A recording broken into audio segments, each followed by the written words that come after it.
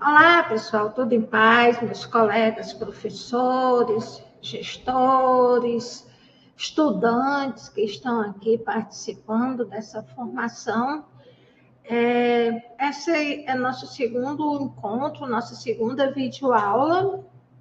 E seguindo aqui o cronograma que eu fiz, nós vamos, nessa segunda videoaula, trabalhar a Resolução 7 de 2018, que é a resolução do MEC, que trouxe a obrigatoriedade da curricularização da extensão, fazendo com que a teoria ela se conecte com a prática, mas de forma aplicada, né, para que a sociedade, para que haja realmente uma transformação social e se possa também garantir uma formação acadêmica, uma formação profissional dentro desse eixo da responsabilidade social. Então, nessa nossa videoaula de hoje, nós vamos falar e entender como foi construída a resolução, a CNE 7 de 2018, e vejam aí o material que eu vou deixar disponível para vocês aqui na nossa área, e qualquer dúvida, por favor, entre em contato lá pelo nosso grupo do WhatsApp ou através de e-mails. Bom, pessoal, a CNE 7 de 2018, ela trouxe a concepção da obrigatoriedade da extensão de maneira integrada, à matriz curricular, como componente curricular. Nos nossos próximos encontros, nós vamos ter um momento onde nós vamos entender a diferença de um componente curricular de extensão para uma atividade curricular de extensão. São coisas diferenciadas e que as instituições de ensino, elas têm a liberdade de trabalhar de forma separada ou de forma integrada. Isso a gente vai estar vendo mais na frente. Mas o importante é a gente entender essa concepção e essa toda vida eu confundo, eu não consigo pronunciar. Não desassociar a extensão do ensino e da pesquisa. Índice não vai sair agora. Né? Mas daqui a pouco a gente vai falar na palavra certinha, né? E aí, assim, entender que esse tripé, né, que forma aí a missão acadêmica, que é a pesquisa, o ensino e a extensão, ele vai impactar diretamente na sociedade. O próprio conceito que tem na resolução, ele diz que a extensão é a atividade que se integra à matriz curricular e à organização da pesquisa, construindo-se um processo interdisciplinar que vai promover essa interação transformadora, que é um dos 5 Is da extensão. Então, quando se vai conceber esse projeto de extensão, a gente tem que estar atento a essas questões. Se ele se integra à matriz curricular, se ele está integrado à pesquisa e se ele está garantindo essa interdisciplinaridade. Porque dessa forma, os benefícios são maiores para a sociedade dentro de todas as ações de extensão que são realizadas. Os 4 pilares da extensão, de acordo com a resolução, né, a CNE 07 os 4 pilares, a gente fala da nova extensão, mas ela não é mais tão nova, né, de 2018, os 4 pilares, eles estão realmente compostos nessa interação dialógica. O que é a interação dialógica? É justamente essa troca de conhecimentos da academia com a sociedade. A formação cidadã de maneira interprofissional e interdisciplinar, integrada à matriz curricular. Ou seja, os alunos, eles vão ter uma formação, além da formação específica deles. Eu tenho um aluno que está fazendo o curso de Direito, ele vai ter acesso a direito, a recursos humanos, a enfermagem, a área da saúde. Então, é uma formação interprofissional, garantindo essa interdisciplinaridade dentro da extensão. Algumas instituições, elas estão realmente tratando a extensão dentro desse interprofissionalismo e garantindo essa interdisciplinaridade. Lógico que sempre respeitando as características específicas de cada curso, de cada formação. Esse impacto mútuo, tanto as mudanças que são promovidas dentro de uma instituição de ensino e na sociedade, com a vivência, com a atuação protagonista dos alunos extensionistas, dos estudantes extensionistas, a adesão dos professores extensionistas dentro desse eixo da extensão, e essa articulação plena, aonde garante a união do ensino de extensão, do ensino da extensão e da pesquisa nesse processo pedagógico. Olha a palavra que eu tenho dificuldade de falar: indissociável, né? Então, assim, não tem como ver de forma separada o ensino, a pesquisa e a extensão. São 3 pilares, mas eles estão articulados, né? Eles estão articulados para garantir tudo que a extensão pede. A resolução, ela traz a obrigatoriedade de que a extensão tenha, no mínimo, 10% do total da carga horária do curso. Ele tem que, obrigatoriamente, fazer parte da matriz curricular dos cursos. Não é atividade complementar, é outra coisa. As atividades complementares, né, as ACCs, né, que chamam as atividades curriculares complementares, e não é opcional. Então, esses 10%, eles têm que estar dentro da carga horária total dos cursos de graduação. Como se qualifica, né? O que se qualifica como atividade de extensão? Bora lá, gente. Aí é que a gente já começa a ter esse olhar, né? Dentro a gente, principalmente, enquanto professores extensionistas e até os alunos que são estudantes extensionistas, ter isso bem em mente. No artigo 7º, ele fala o seguinte, que tem que ter obrigatoriamente o vínculo e a comunidade. São consideradas atividades de extensão as intervenções que envolvam diretamente comunidades externas à instituição de ensino. Então, assim, a instituição de ensino, a extensão faz com que a IES, ela saia dos muros da instituição e vá à comunidade, ou que ela traga a comunidade para dentro dos muros da instituição. Mas tem que ter, sim, esse vínculo, envolver diretamente as comunidades externas. Quando a gente for falar aqui de projetos, né, de ações de extensão, eu vou dar vários exemplos para vocês.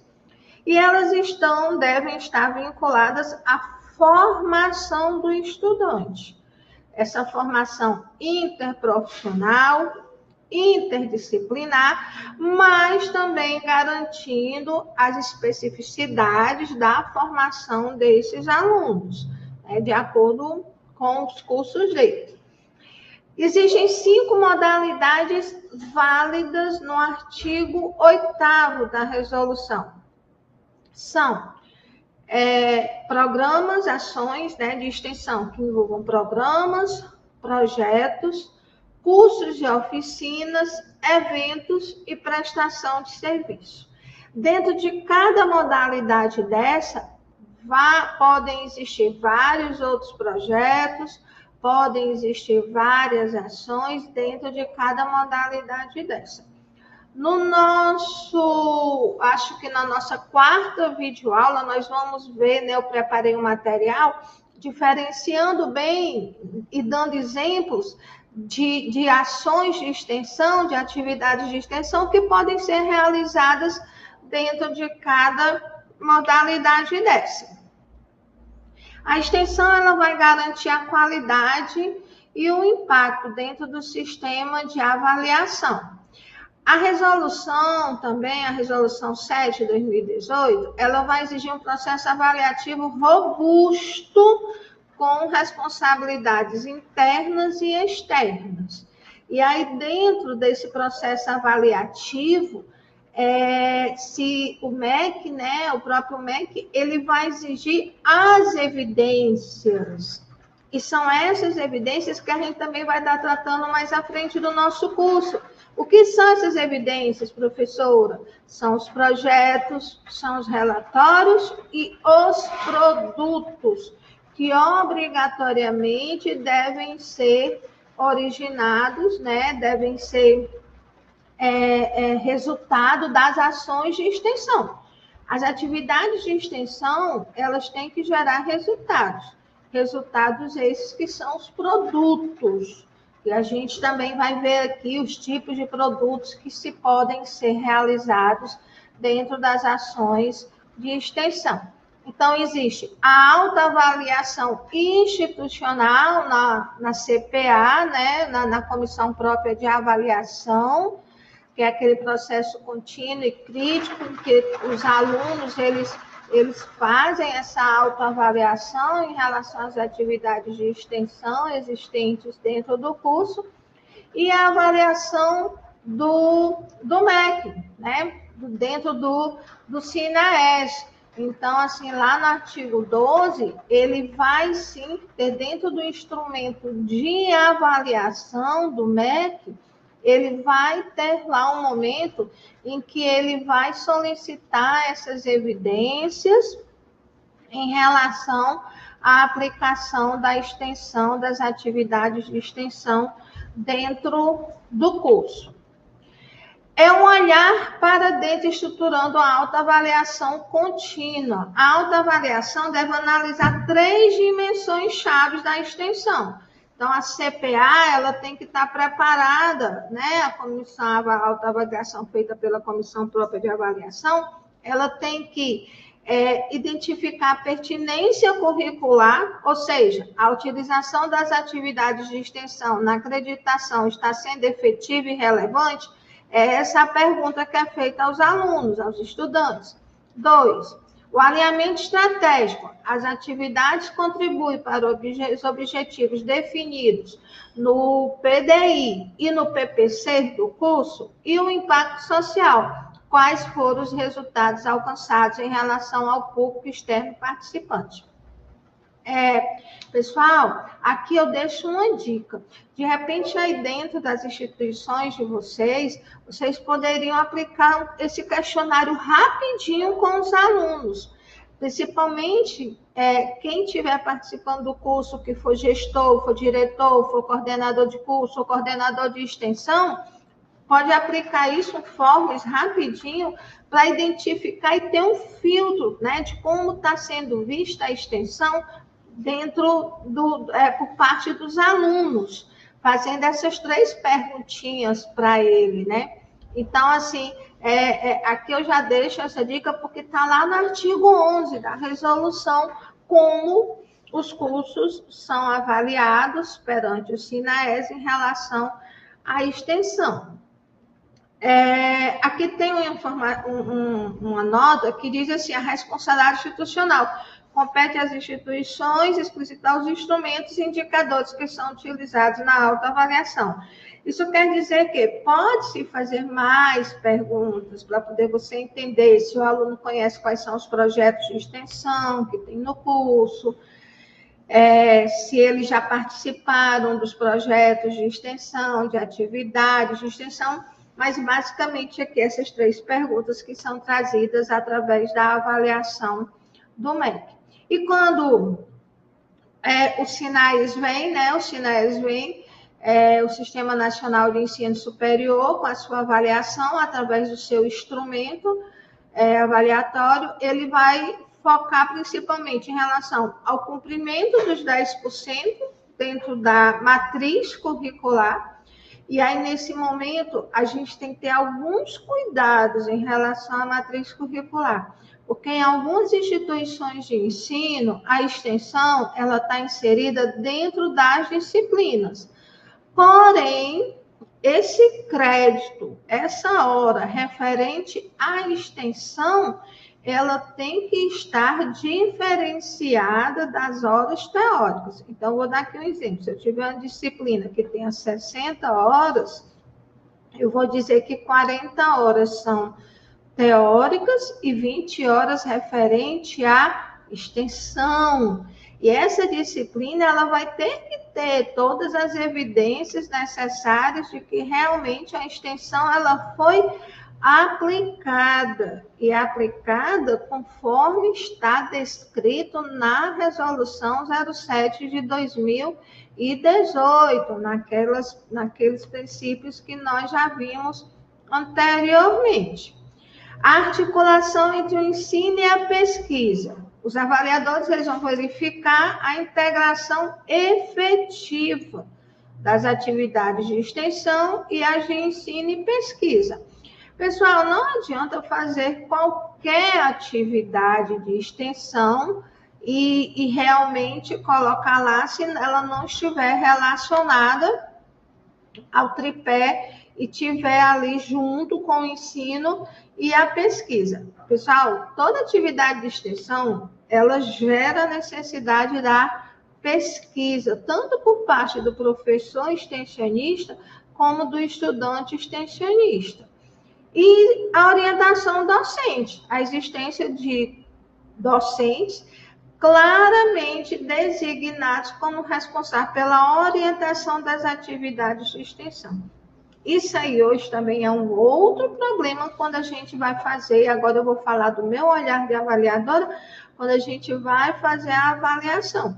Muitas vezes o docente que está lá como professor extensionista para fazer o seu papel de mediador, de orientador daquela atividade, ele sabe o que é extensão, ele nem sabe da existência da resolução, não conhece os princípios da extensão, e aí quando chega lá na hora da entrevista é um pouco complicado, e devido a essa falta de conhecimento dos docentes que são extensionistas, né, as atividades de extensão não são aplicadas da maneira como realmente deveriam ter sido, né? A base institucional, como é que você integra a extensão ao PDI? O PDI está lá no artigo 13 da resolução. Então, existem aí esses 6 critérios: concepção da extensão, a definição alinhada aos princípios da resolução, o planejamento institucional, ou seja, o detalhamento dessas atividades, que são os projetos, as formas de registro, descrição das modalidades como serão registradas, estratégias de creditação, a participação dos estudantes convertida em créditos na sua, como componente curricular, as políticas de autoavaliação, a gente falou nisso no slide passado, a importância de sempre ter ali uma autoavaliação em relação à extensão, e previsões de financiamento para as atividades de extensão. Pessoal, tem alguns pontos aqui que eu queria me detalhar um pouquinho mais com você. Nossa videoaulazinha de hoje, ela está um pouquinho mais extensa, porque realmente ela requer que a gente faça essas reflexões. Aqui, nesses 6 critérios do artigo 13 da resolução, é onde entra o papel se for uma universidade, da pró-reitoria de extensão, se for um centro universitário também, da pró-reitoria de extensão, se for uma faculdade, uma diretoria ou de uma coordenação de extensão. Eu já visto que a gente tem colegas aqui que estão em várias instituições de ensino superior, né? Mas é aqui onde entra o papel da PROEX, porque a PROEX, ou a Coordenadoria de Extensão, que vai definir como realmente vai haver a concepção da extensão, como vai ser o planejamento, formas de registro, ela vai definir como vai ser feito todo esse fluxo aqui que envolve essas três ações aí dentro da extensão da instituição. Então, aí onde quando a PROEX, a Pró-Reitoria de Extensão, a Coordenadoria de Extensão, junto com a coordenação de curso, com a coordenação da extensão do curso, com os professores, vão trabalhar juntos para poder realmente fazer essa base institucional que está exigida lá no artigo 13. Em relação à extensão e o PPC, né? Então, assim, o PPC aqui, eu acredito que todo mundo sabe do que se refere, né? O projeto político do curso, o projeto pedagógico do curso, conforme pode ser chamado aí na sua instituição. Eu digo que aqui o PPC é a certidão de nascimento do curso, é o principal documento de um curso. Então, ele que vai dizer lá no PPC, vai estar dizendo como aquele curso, desde a sua concepção até a sua operacionalidade, como ele vai ocorrer. Então, ele começa, né, dentro do PDI, da Estratégia Geral da instituição, aí vem a aplicação curricular, que vai estar descrita no PPC, que vai dar origem também à matriz do curso, que são os componentes específicos. A extensão, ela tem que estar muito bem definida dentro do PPC. Tem que ter um capítulo no PPC específica para a extensão, como ela ocorre. E ainda tem que ter o próprio regulamento da extensão, independente se é universidade, centro universitário, faculdade, tem que ter o próprio regulamento da extensão. Nós vamos ter uma aula aqui que nós vamos trabalhar como conceber um regulamento da extensão, né? Então, assim, pessoal, isso tem que estar muito claro dentro do PPC, né? Como vai ocorrer, como vai se aplicar a extensão dentro do curso. A sistematização de registro, né? E a análise de resultado. Vem aí os planos de trabalho, metodologias documentadas, que são os projetos. A resolução exige isso no artigo 15, está lá muito claro. O acompanhamento e registro sistemático e a análise dos resultados e conhecimentos gerados. Esses resultados são justamente os produtos que são gerados pelas atividades de extensão. Elas devem ser fomentadas e avaliadas pelas instâncias administrativas e institucionais, né, que estão dentro do seu regimento próprio. Cada instituição, se for uma universidade, centro universitário, ela vai ter que ter a sua resolução específica de como é adotada, como é aplicada a extensão dentro da instituição. Essa resolução ela serve de base para todos os cursos e cada curso tem que ter o seu regulamento de como se operacionaliza e como se aplica a extensão. valorizando as pessoas e reconhecendo o reconhecimento formal da comunidade acadêmica. Nós temos aí, para os estudantes, o artigo 16, que a extensão deve ser registrada na documentação acadêmica do aluno como componente curricular formativo, e no corpo técnico administrativo, formalizar a participação do corpo técnico administrativo nas extensões, através do quê? Através de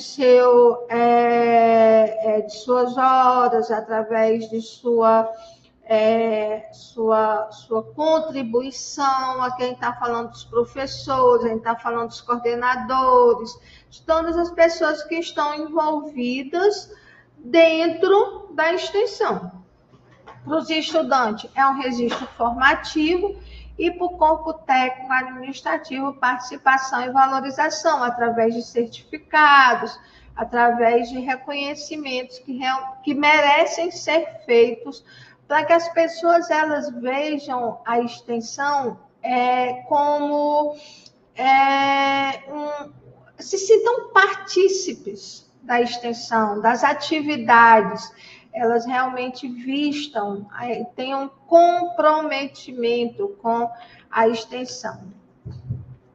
A extensão na educação à distância, ela também estabelece uma regra muito clara para os cursos EAD. As atividades de extensão devem ser realizadas presencialmente, né? Em região compatível com o polo de apoio presencial, na qual o estudante está matriculado. É muito importante para quem está aqui, que atua no EAD, que o fato de ser EAD, ela vai ter extensão da mesma maneira. Ele vai ter extensão, sim, da mesma forma. E devem ser presenciais. Os alunos do ensino à distância, eles têm que ser, a instituição tem que fazer tudo para trazer esse aluno para perto, né, dos projetos de extensão. Aqui, pessoal, realmente um cronogramazinho da janela de implementação, que foi 2018 até mais ou menos 2020, né, quando aconteceu essa implantação, para vocês entenderem.